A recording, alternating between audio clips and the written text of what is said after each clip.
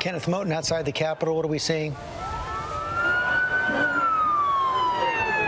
George, just an incredible scene here. You hear the police sirens. That's because D.C. police, we know that D.C. police have tried to keep people back from the Capitol as much as possible. But I'm on Pennsylvania Avenue where people march from the ellipse, from the White House. They actually took up a lot of the streets. They marched on Pennsylvania Avenue. They marched on Constitution.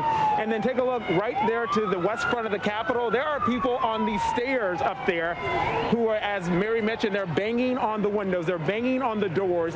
All I see is a sea of red and blue Trump signs waving right there. These folks are really fired up, as we know, as they tried to storm the Capitol, as they stormed the Capitol. George, at one point, as we were walking, we heard people chanting, "We took the Capitol. We took the Capitol," because they wanted to make sure their voices were heard. At this point, it is an incredible situation because we know that the National Guard, they are coming by the van loads to the Capitol. We saw at one point at least 20 Federal Protective Service cars that were heading right for the Capitol. We also saw cars heading toward the White House because up and down the streets here in D.C., it is quite a situation. It's an intense situation as federal and local authorities try to keep calm, try to keep control here in the streets of D.C. But at this point, George, we do not see that happening. We see Trump supporters who are all over the streets right now. They are chanting, they are yelling, they're saying stop the steal. They are fighting for President Trump. And at this point, as we see there on the Capitol steps on the West Front, just a sea of humanity, just a sea of Trump supporters who are actually on the steps. And what's really striking is obviously on Inauguration Day, on January 20th, we are expecting to see a transition of power there on those same exact steps. But at this moment, we see chaos, George. You see chaos. Much this situation is escalating quickly and dangerously. Want to go to Ben Siegel. Apparently an armed standoff now off the House floor, Ben, and shots have been fired.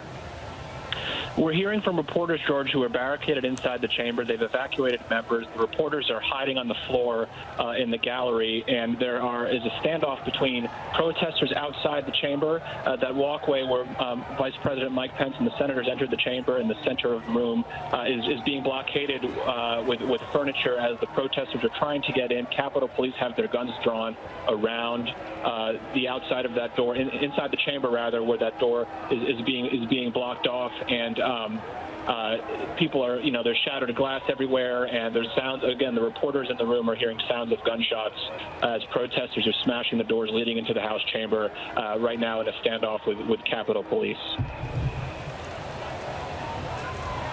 Okay, and Ben, you say shots. So you believe that reporters inside the room have heard multiple shots fired? Yes. Again, I'm not in the room with them, but you have several reporters who were there in a pool system. This is something we actually set up because of the coronavirus to limit the number of people there, sending out pool reports to the rest of the Capitol Hill press corps, and they have said they hear what they believe to be gunshots. They have seen officers with their guns drawn on the House floor in a confrontation with these people who have entered the Capitol outside the chamber. So that is what they are telling us right now through this system.